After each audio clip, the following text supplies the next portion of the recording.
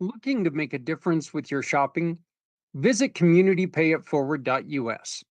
Select the mission or cause you want to support and scan the QR code. You have two options. Click the first link and browse our giving partners, or use the second link to tell us what you need, and we'll find the right partners for you. Shop with these partners and keep your receipt or invoice.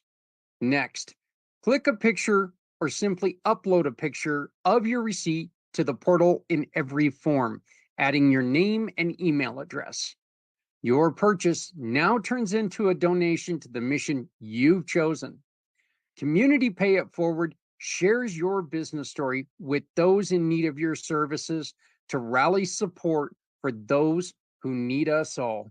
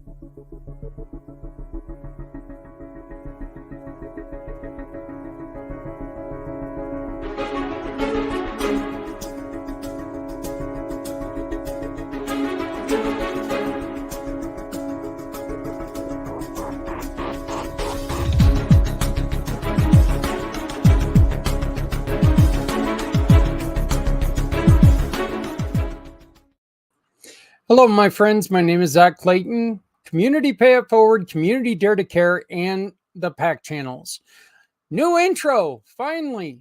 Yay, got off his butt and he did something. That's right. Oh, and look at this. He's got paper towels that it looks like it was toilet paper on his desk. So I've been trying to clean my desk for like 3 days now. And as you can see, I haven't got very far. So been spending time with the grandkids. Kind of a cool thing because, you know, up until a couple years ago, I didn't even have grandkids. So, but my beautiful wife has allowed me the chance to have 2 daughters and a son that I never had before. And wow, 7 grandkids. Look at that. No pressure, boys. No pressure whatsoever. So, hey, everybody. We are going to meet our newest channel sponsor. Jill E. Schultz is joining us today. I do want to warn everyone, there are triggers in this conversation, okay? Jill does understand that there are many triggers that, could lead to some serious problems. And she wants us to make sure that we share this link, which is jilleschultz.com/get help. There are many resources there for you to go on to her website and find ways of to help yourself. Okay. She is also offering everyone, when you sign up on her website, if you go to her website, and this is her website, when you go onto her website, if you just look at the front page, you sign your first name, your last name, email address, and phone, which is optional. As you can see, the last name is also optional. You fill that out, and she's going to give you the free Uncover Your Shame and her course, Shed the Shame, Manifest the Magic. This is a way that she was able to take and turn shame into living. Again, this is a very, very serious show where someone took something that is just absolutely abhorrent, something that none of us would ever want to have to deal with. She was able to take this situation and turn it into a way to give and support other people.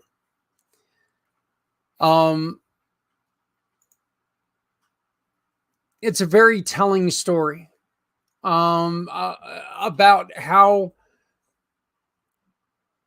something that we all live with. Okay.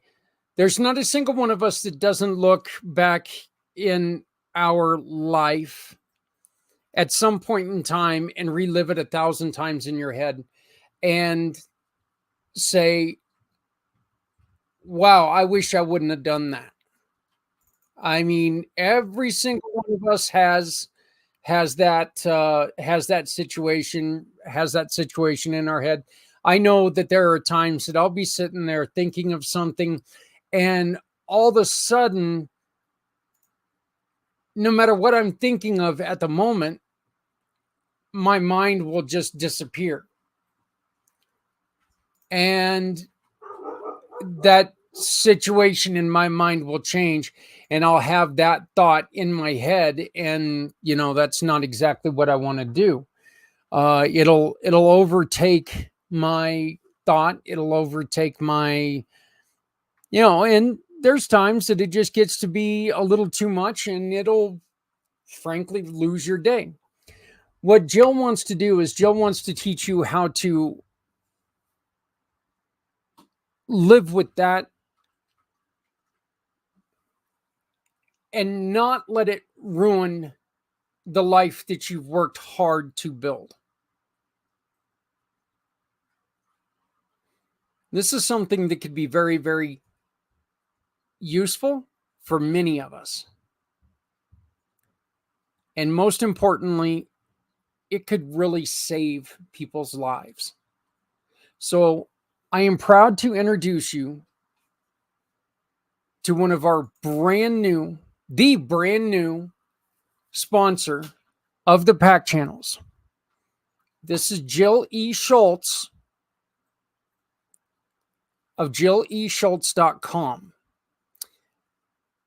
As soon as she's done, I'm going to show you one more time how to register to get her free giveaway, Uncover Your Shame, and her course, Shed the Shame, Manifest the Magic. Okay, we're going to play the interview as soon as we get back from our brand new partnership with a wonderful pet store. We got in on the ground level, and we're extremely happy because, as you can see, as most of you know, I'm kind of a pet guy.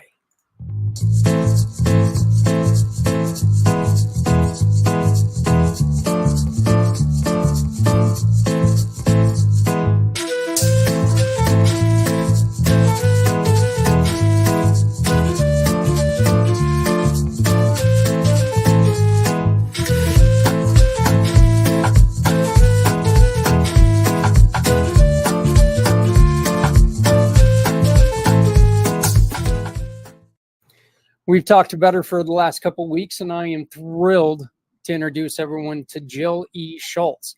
And I can actually say her name better than I can apparently spell your name, because after you and I had our last meeting, when the internet went kerfuffle on me and we weren't able to record, I went back through and I noticed how many places I had forgotten the C in your name. Yeah. If that's the worst that's happening to us, we're doing pretty good, right? I agree with that. But I am thrilled to introduce everyone to a very special person to us, because Jill has become a sponsor of the Pack channel and helping us grow and be somewhere where people can come on and they can talk about things like, Jill, what you coach. And can you please introduce people to yourself and then tell them about your journey? Yeah, sure. Before we do that, I always like to give a disclaimer, because my story is a little taboo, and it's not a little taboo. It's very taboo. It's tender, and it's not a conversation that people are having at this point. And so God came to me and said, you get to do this. But if my story triggers you at all, I see that you just put up the get help. I have a lot of different resources on my website for you to have an anonymous conversation with someone.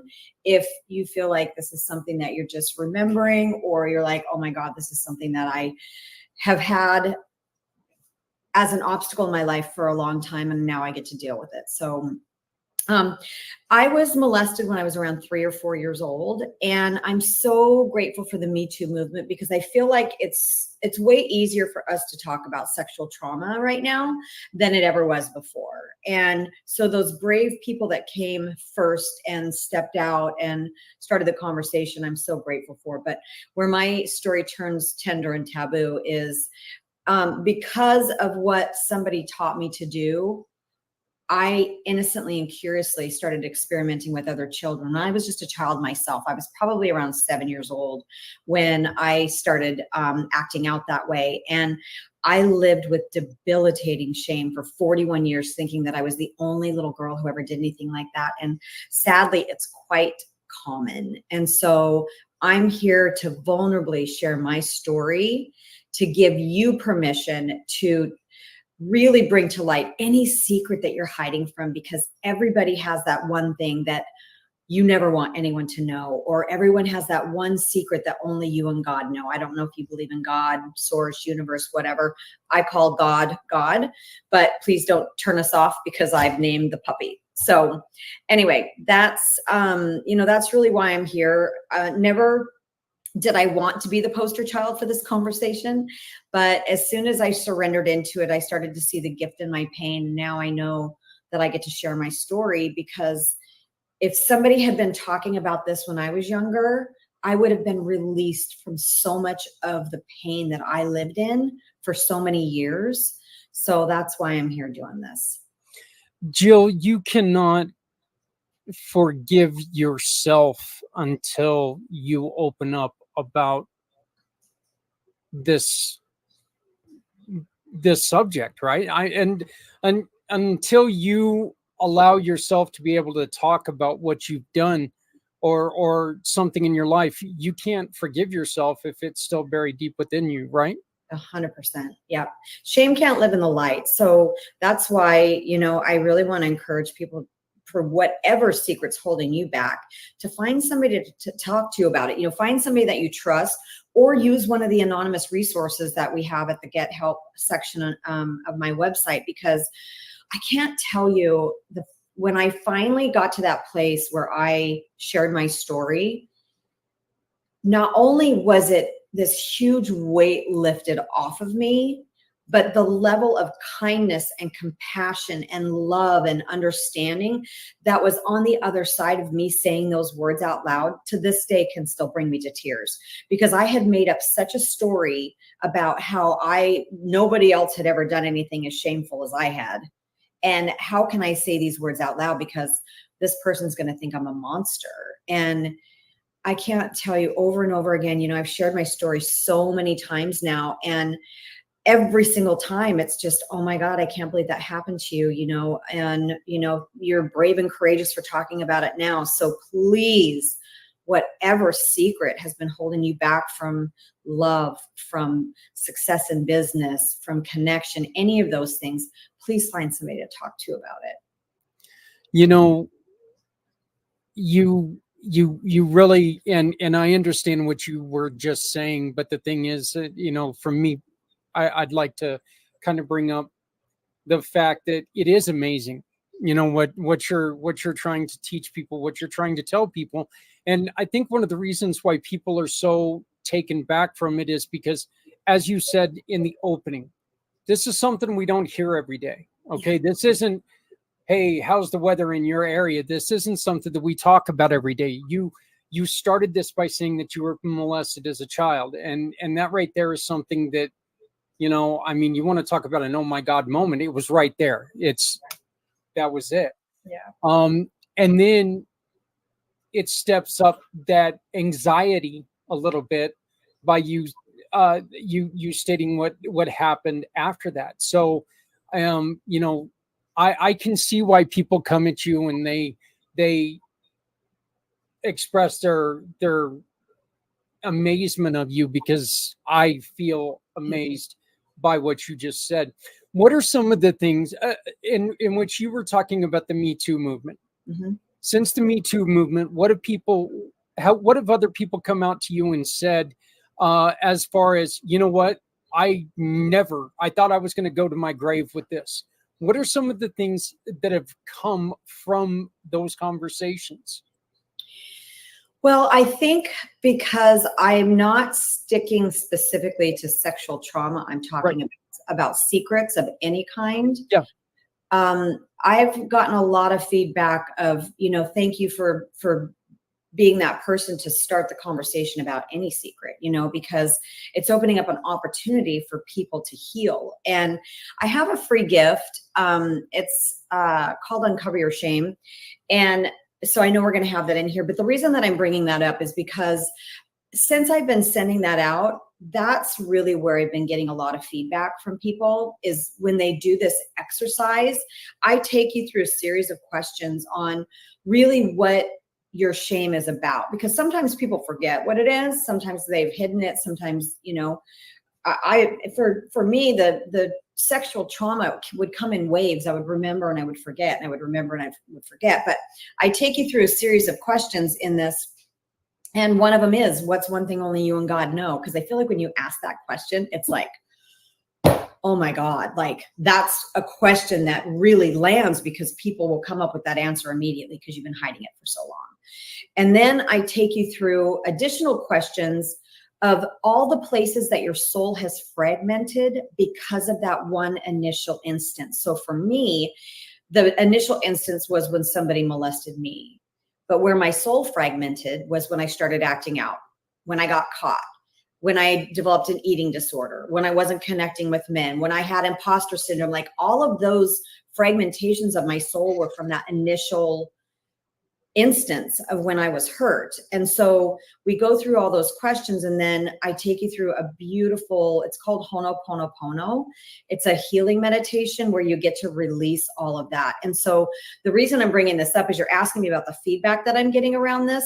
And that's where I'm getting the most feedback, because it's taking people to places that they've hidden for a very long time, and they're being able to release it. So I'm so excited for the feedback that I'm getting around that, because, in the last year and a couple of months, I've done over 60 podcasts and a couple radio shows and some lives, but you never know whose life you're touching when you're doing these types of things, because I don't know who's listening right now, but when people are actively doing this work and stepping in for my free gift, that's where I'm seeing people give me feedback and just saying, thank you for doing this. So that was a very, very long answer to your question. Well, yeah. And just to let everybody know, if you look on the bottom of your screen right now, all that information is scrolling across. Yeah. All you got to do, Jill, is just go to your website, correct? Just go to my website. It's the first thing you're going to see. First thing you're going to see. And as a matter of fact, it's connected to a video that we're going to show you as soon as this interview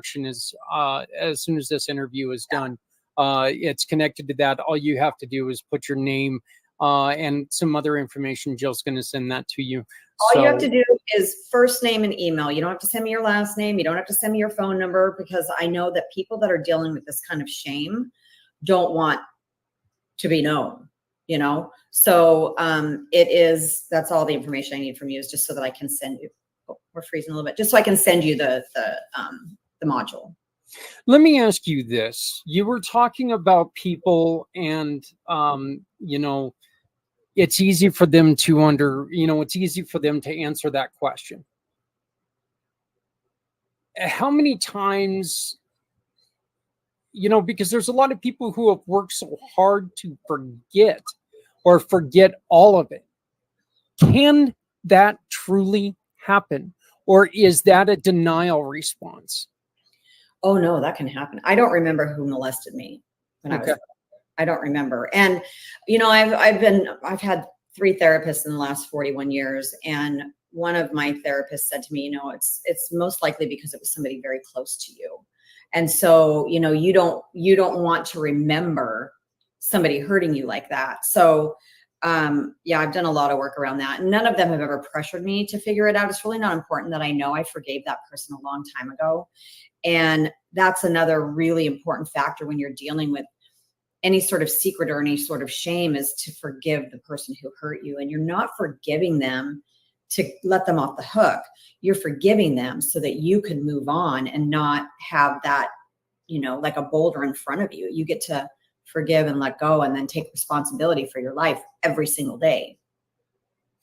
What kind of ramifications did you have to live with because of your guilt? Yeah. Like through your 20s and even earlier. Yeah. Well, it started with my eating disorder. I was bulimic. I was bulimic until I was 41 years old. So that is a long ass time. I'm sorry. I don't know if we're supposed to swear on here. Yeah, you can absolutely. It's okay. I tend to have a little bit of a potty mouth, especially with this kind of a topic. It's shocking information. So sometimes I do swear.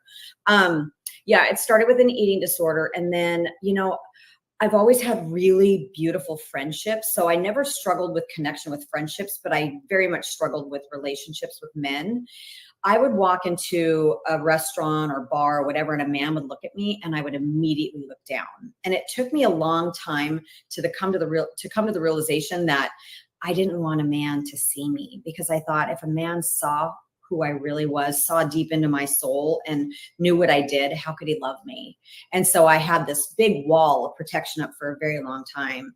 And now I'm like, how can he not love me? I'm amazing. You know, I've done all this work. And so that's another area. And then I really struggled with imposter syndrome. I've had success in business. I'm a serial entrepreneur, so I'm one of those crazy people that has a lot going on. But and I'm very blessed that I have businesses that I really love. Like I have an event business, I have a wine business, and now I'm stepping into, you know, doing this. And so I'm blessed in that way. But I had never felt like I was smart enough to scale a business, you know. And I used to belong to this organization called EO, Entrepreneurs Organization. And I would sit in the room with these other business owners and like, why am I even here? I don't even compete with these people. They're brilliant. You know, I'm not smart enough to be here. So those were really the significant ways that this all has impacted my life. And it all comes down to self-worth and self-love and, you know, all of that I've spent a very, very long time working on. I didn't love myself till I was 51 years old. You know, it's explain imposter syndrome to people. In my mind, it's more of a business term. It's related to business, and it's where you don't feel like you're competent to be doing what you're doing. You know, you don't feel like you're smart enough. You don't feel like you have the skills. You don't feel like you really feel like an imposter in your position. And, you know, there are people who are billionaires and still have imposter syndrome. Yeah. Well, I do see how people, you know, I have known people who tried to be someone they weren't in real life situations, that, you know, they tried to be something they weren't so they could fit in. So I think that imposter syndrome could be reflected into real life as well. I've known people who tried to act a heck of a lot smarter so they could hang out with, the cool kids or the smart kids, whatever it was, even though, they didn't fit there. Kind of the fake it till you make it. Right. There you go. Fake it till you make it, and I thankfully I've never been one of those guys that wanted to be with the cool kids. I never really cared about being with the cool kids, at least not until, I got onto a motorcycle, and then I just thought I was one of the cool kids. So, right. Naturally. But hop on a hog and everybody's cool, right? Yeah, that's right. They're all cool as you're passing them at 50 miles an hour with the wind in your hair. Hi, puppy. Yeah, she's back. She's so cute. But when somebody comes up and talks to you, Joe, what is the first question they have for you? Oh, in general. What was the first question you had for me?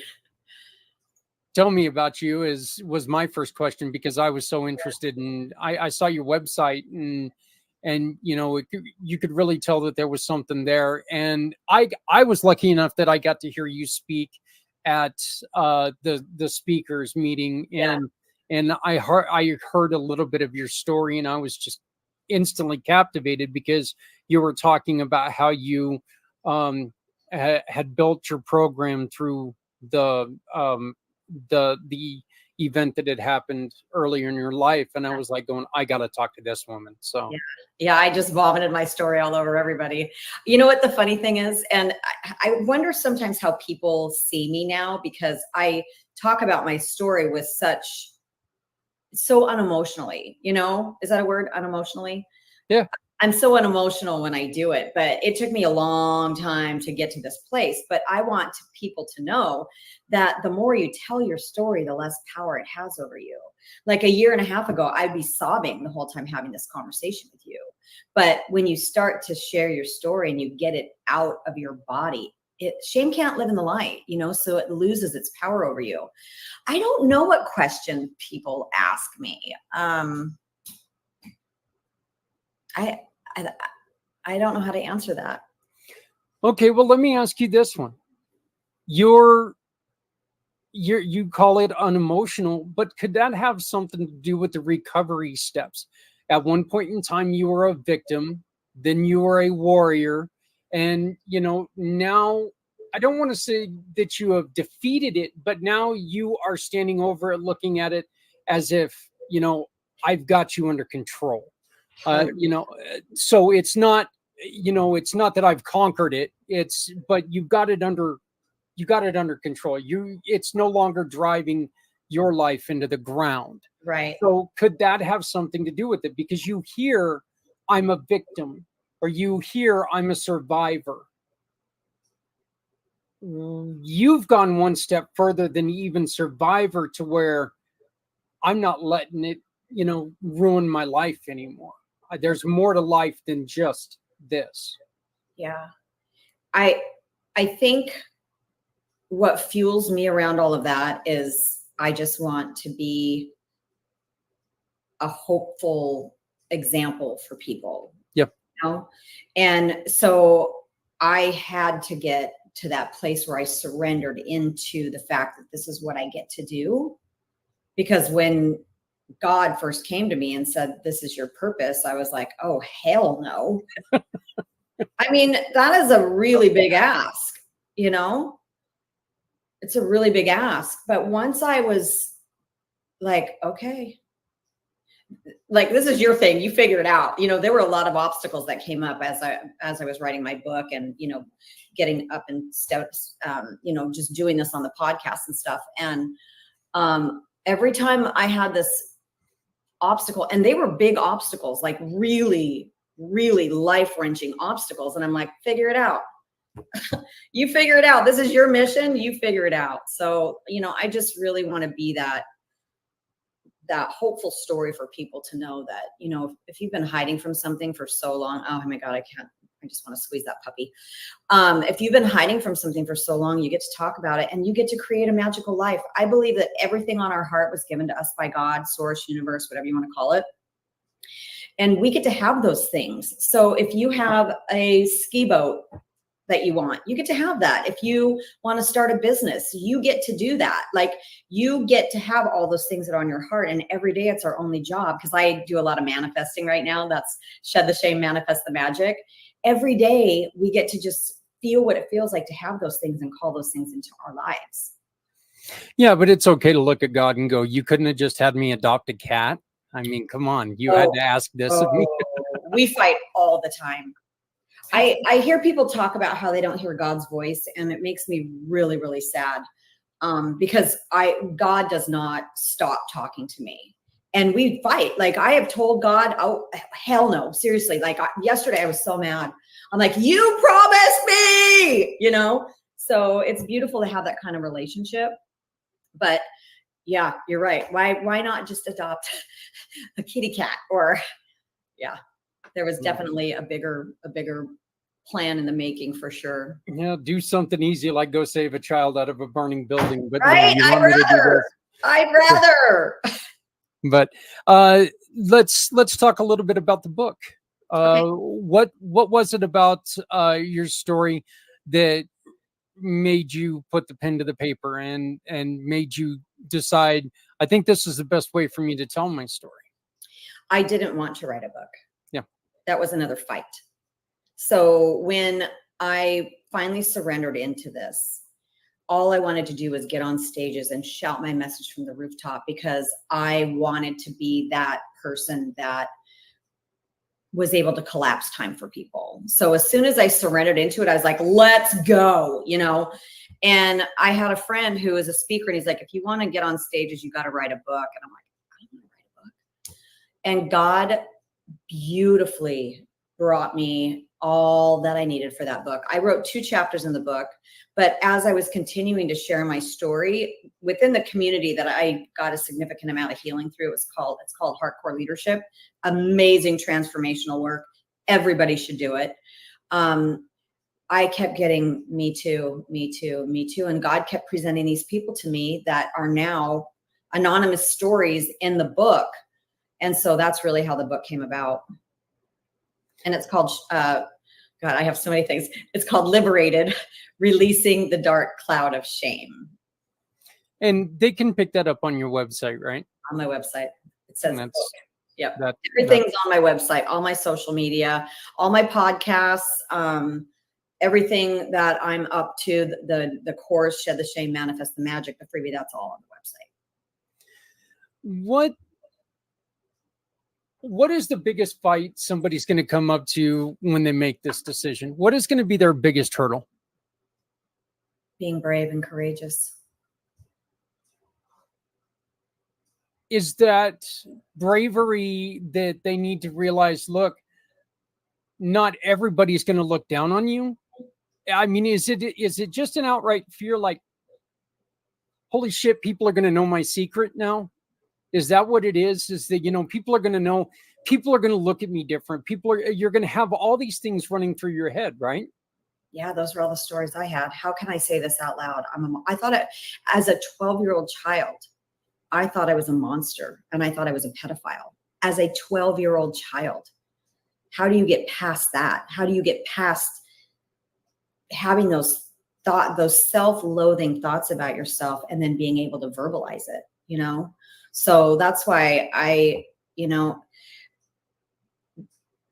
first of all, for those of you who are listening today, this is not by chance. You're here on purpose. You're hearing my story on purpose because you have something that's been holding you back. And so now's the time that you get to look that shame in the face and say, you don't own me anymore. Today gets to be the first day of the rest of your life where you get to release all that and you get to heal from it. And I'm telling you, on the other side is fucking magic. It's magic. I used to, and the reason the book's called Liberated, Releasing the Dark Cloud of Shame is because I used to go to bed every night with this oppressive shame cloud just looming over me. And I'd wake up and it was there. And all day long, I was going through my life knowing that I had this shameful secret that was so vile that I literally had all this self-loathing for myself, And now that I've done the work, because you are worth doing the work to heal, now that I've done the work, that cloud is gone. And when you live with something like that for 41 years, I'm like, where's my cloud? You know, it's like, it's so weird that it's not there anymore.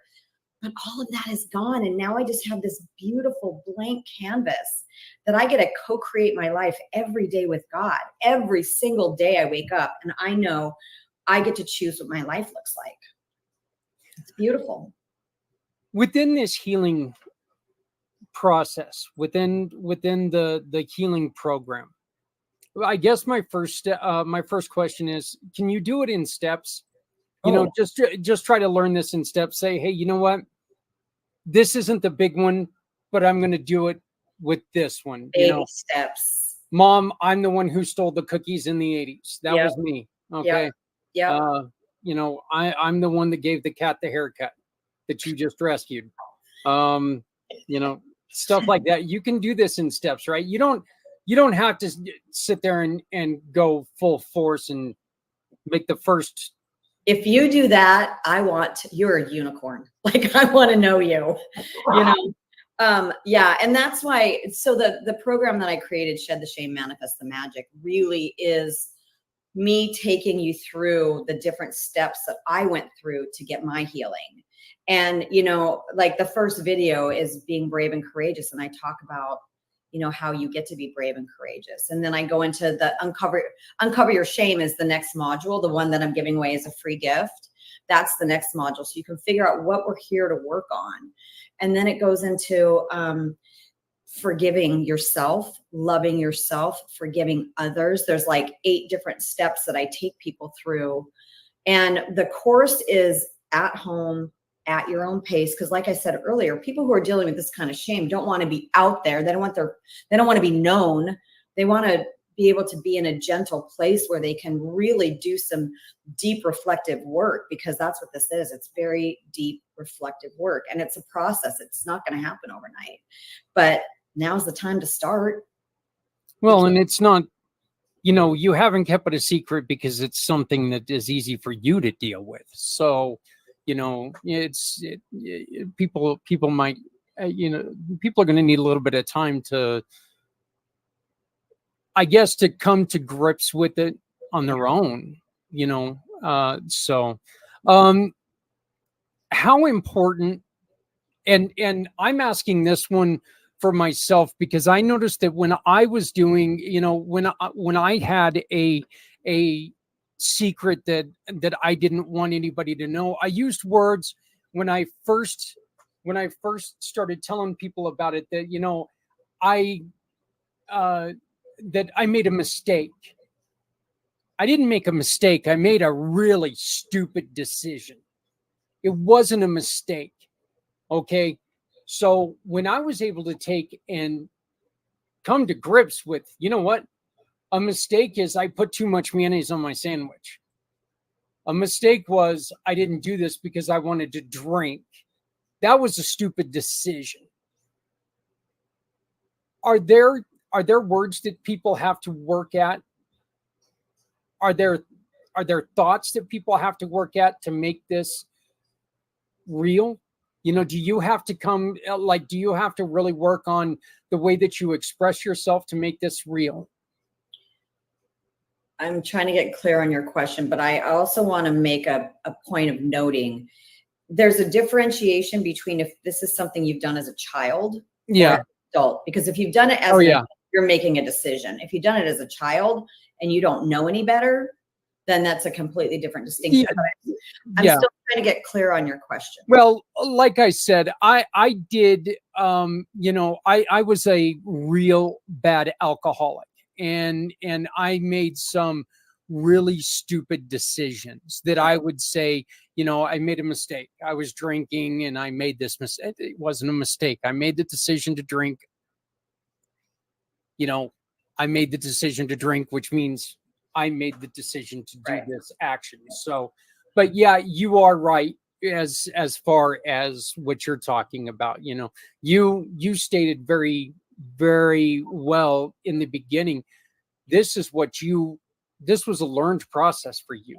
You, as a child, you didn't know the difference. Yeah.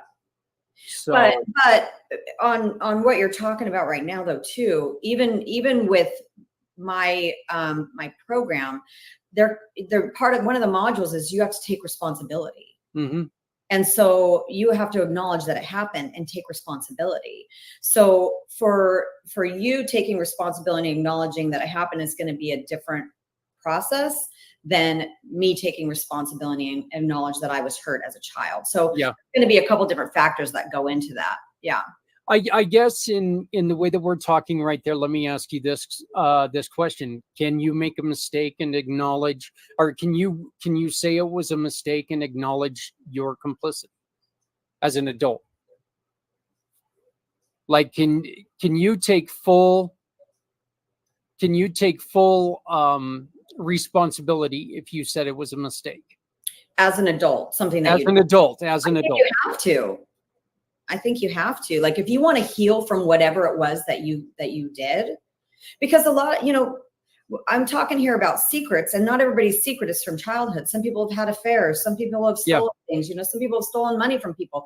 Like whatever your secret is, you have to take responsibility. You have to take full responsibility for it. Otherwise, you are still just kind of pushing it under the rug. Yeah.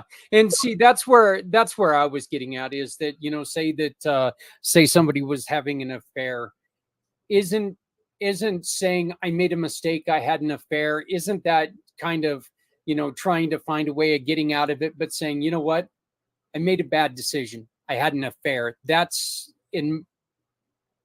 I had to look at it that way, that I Okay. made a bad decision. I drank, I I drank, I did this action, I made a bad decision, it wasn't a mistake.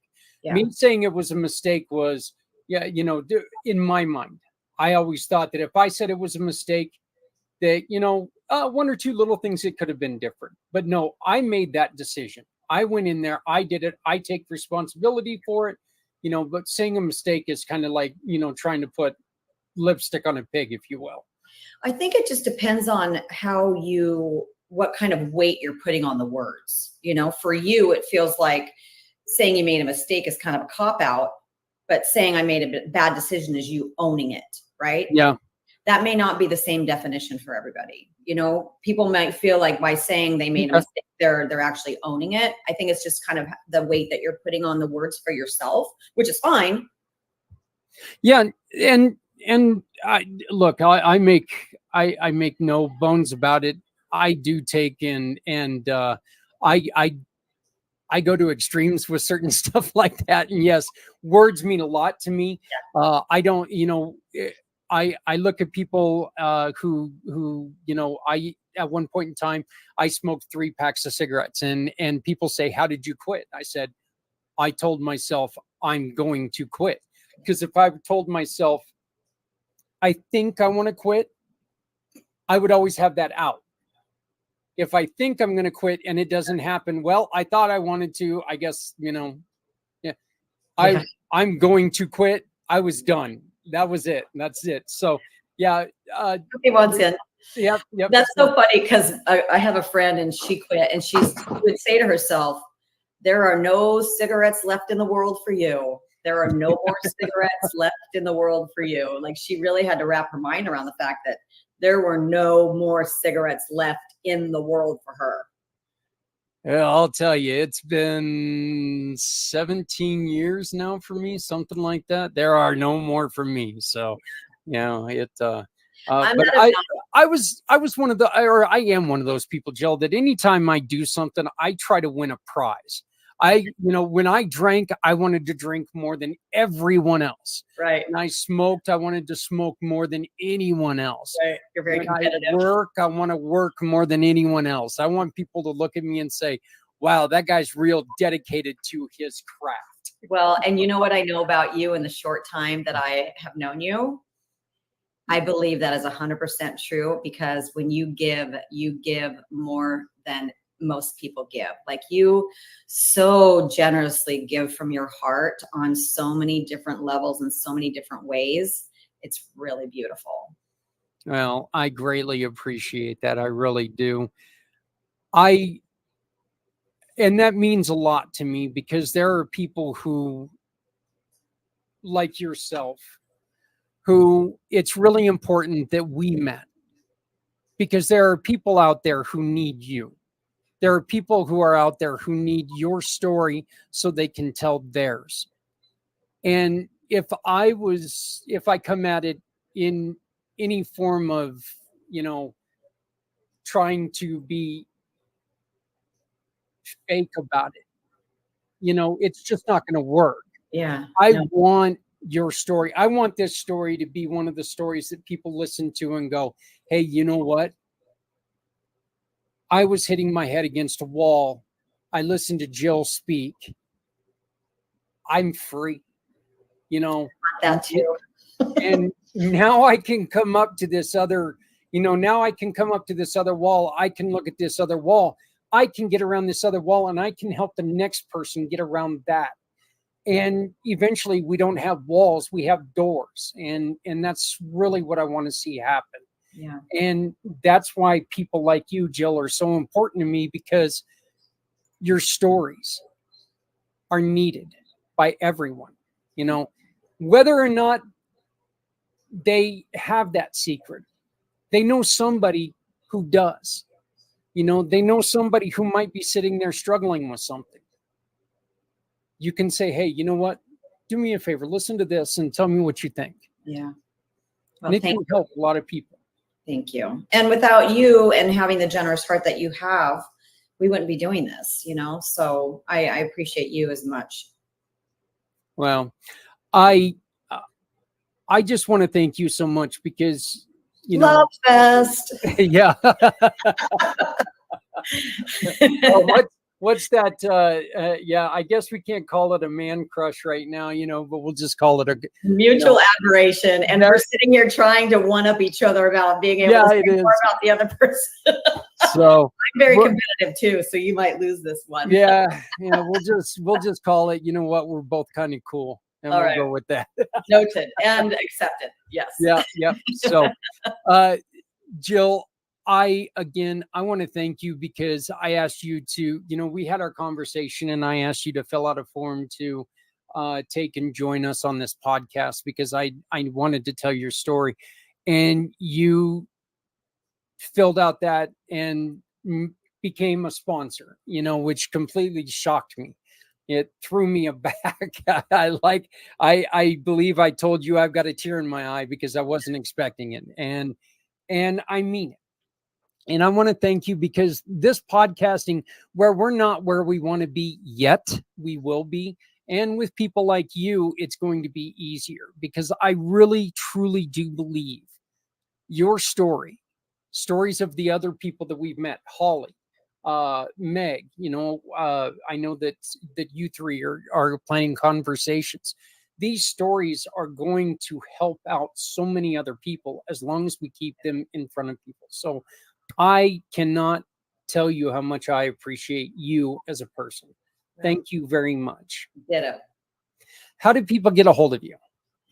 Everything is on my website, jillyschultz.com. And I'm pretty sure you can see it scrolling here. But if not, it's JILL, the letter E. My middle name is Elizabeth.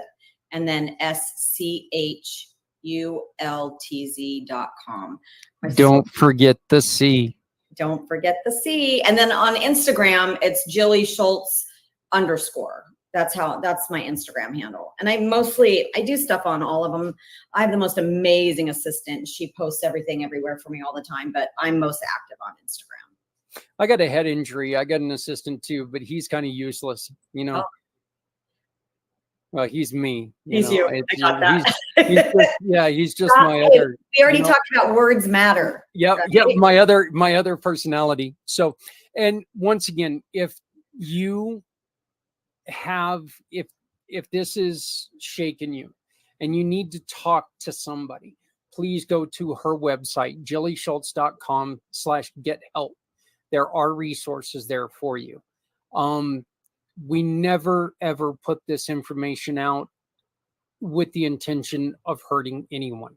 We put this out because we really want to help. Yeah. So if this is information that can help some yourself or someone you know, maybe you want to have this resource in your pocket before you approach them with it. Okay, always make sure that they have this website, this landing page right here, to where they can resource this, because you want to make sure that there's somebody there, god forbid something goes wrong. Yeah. You always got to make sure, we've got to watch out for each other. So, but Jill, I want to thank you so much for everything you do. I am looking forward to this partnership. I'm looking forward to working with you. I cannot wait until we start doing more things. Thank So, you, Zach. partly It's been a because my blessing. ego needs it. Right. It's been a blessing to meet you. You know, I hopped on that speaker connection, I think was what it's called. And I hadn't done that before, and it was meant, because I was meant to meet you. So, you know, I'm actually talking to them on Monday, because we have been able to share some of the best stories with some of the best people, in which, you know, not all networking events are equal. Let's be honest, not all of them are equal. That's a really, really good one when you want to meet some good people, even though, you know, it's definitely a different thing. It's a niche networking group, but I love it. And I love it because I get to meet people like you, and I love it because we get to tell these stories. So, but again, you're right. It was meant to be, and I cannot thank you enough for joining me and talking to me. And thank you so much for being a sponsor of what we do. it is my pleasure. All right. Just remember, Schultz.com.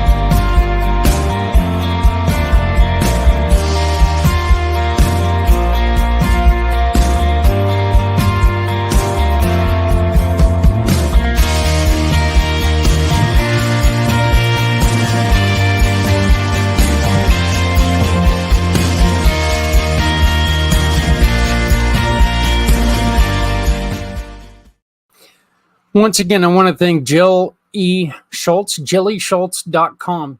And as I mentioned before, we are going to share the video that talks about her lesson, shame, and what she is sharing with you by simply filling out this form. First name and email is all you have to put. This is Shed the Shame, Manifest Your Magic.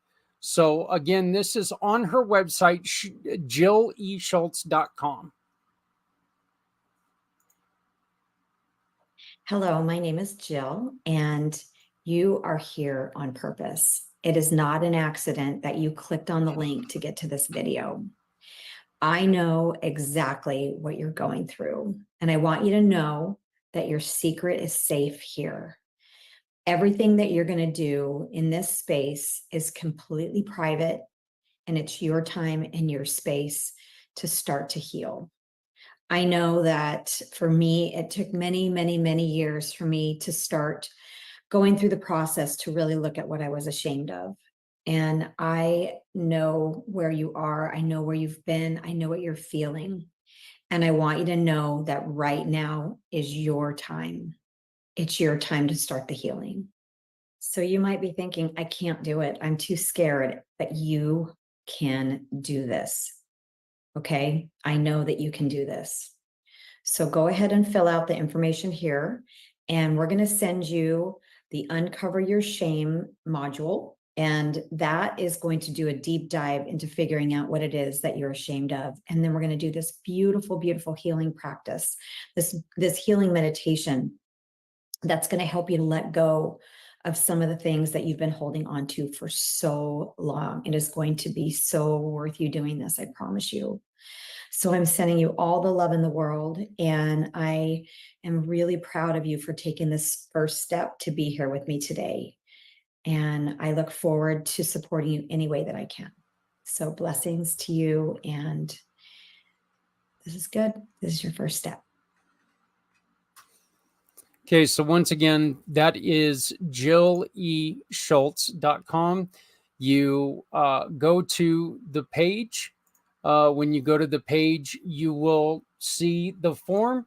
Simply fill out that form. Your first name, all she asks is your first name and your email address so she can send it to you. And you will get Share the Shame, Manifest the Magic.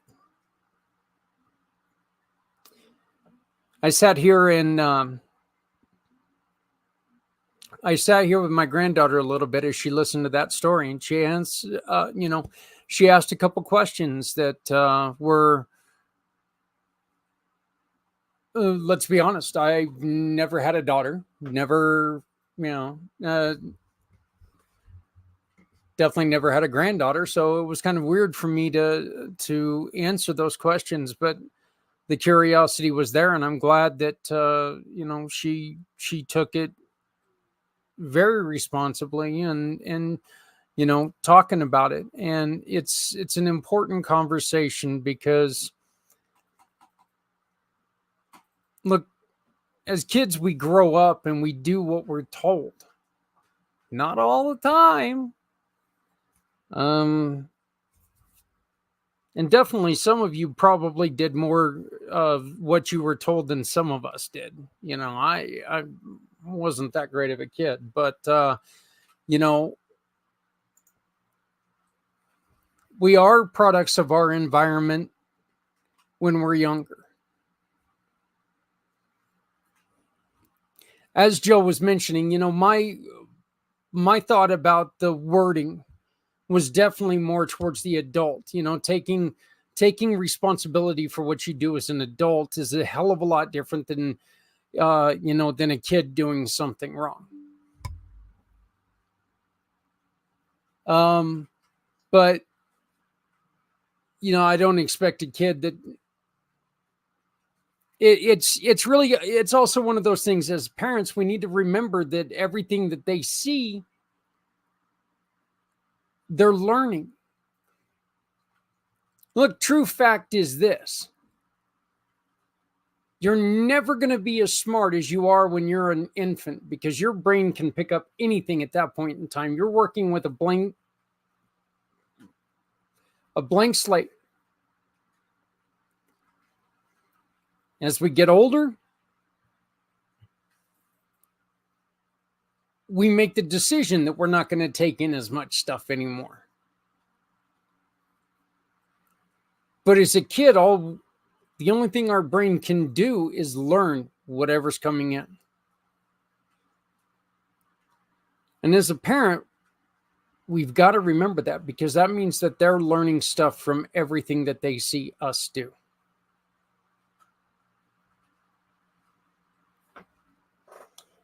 It's the reason why things like abuse, alcoholism, drug use,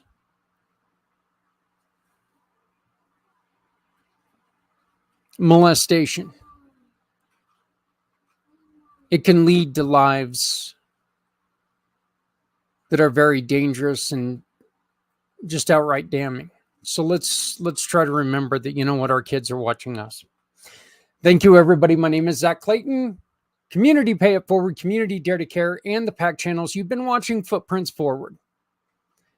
If you have a story to tell, please scan the QR code up in the corner. That QR code up in the corner will allow you to fill out an application and tell us, hey, I would like to talk about this. And I will respond to you by going, tell me more. And then hopefully we'll get you on the show here before too long. I want to thank everybody that's been involved in the show from the beginning until now. I also want to thank Miss Jill E. Schultz for joining our sponsorship program, along with Mr. Z of Z World Webs, and Scott O'Sullivan of O'Sullivan Law Firm. I also want to thank our good buddy Les Simpson, who is involved in everything. I don't have time to list off everything that he's a part of, but they are our other platinum sponsors, and I want to thank them very much, along with Rider Justice, which is advocacy for those on two wheels, because damn it, we need it. I want to thank you very much, and I will see you next week right here on Footprints Forward. Have a great week. Please love somebody out there, because somebody out here loves you. Make sure you take care of somebody. If you're not helping somebody, you're hurting everyone. No one needs to go it alone when we all come together. Thank you.